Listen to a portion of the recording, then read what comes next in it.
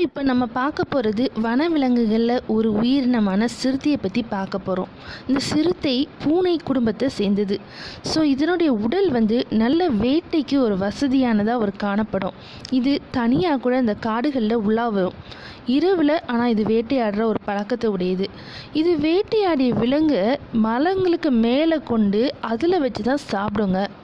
So இந்த சிறுத்தையோட உடலில் உள்ள தோல் பகுதி நல்ல பளபளப்பாக காணப்படும். இது ஒரு தங்க நிற உரோம போர்வையை போலவும் அதன் மேலே ஒரு கருப்பு நிற திட்டுகளையும் கொண்டதாக காணப்படும்.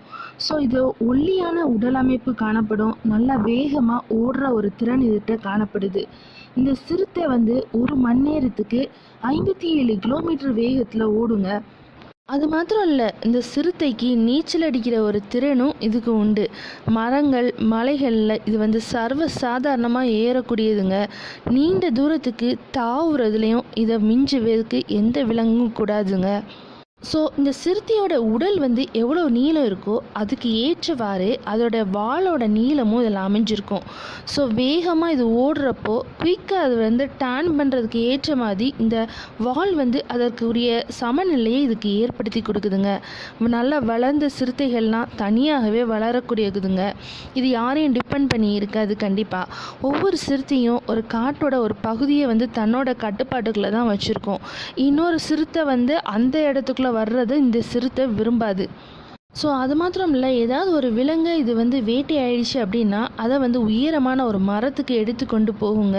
ஸோ மற்ற விலங்குகள்லாம் இந்த உணவை ஷேர் பண்ணக்கூடாது அப்படிங்கிறது இதுக்கு ஒரு கட்டுப்பாடு.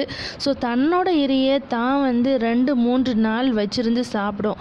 அந்த உணவு தீர்ந்ததுக்கு அப்புறம் தான் அது மரத்துலேருந்து கீழே இறங்கும். ஸோ இந்த பெண் சிறுத்தைகள் ஒரே நேரத்தில் 2 இல்லைன்னா 3 குட்டிகளை போடக்கூடிய ஒரு திறமை வாய்ஞ்சதுங்க. ஸோ குட்டிக்கு இந்த 2 வயசு ஆயிடுச்சுன்னு வச்சுக்கோங்களேன், அந்த குட்டியும் அதுவும் தனியாக போயிடும். இந்த சிறுத்தையோட மீசை, ரோமம், எலும்பு எல்லாமே மருத்துவ குணம் கொண்டது. ஸோ இந்த மருத்துவ குணங்களுக்காக இந்த சிறுத்தையோட ரோமத்திற்காகவே இந்த உலகத்தில் அநேக சிறுத்தைகளை கொன்று அந்த ரோமத்திற்காகவே கொலை செய்யப்படுதுங்க.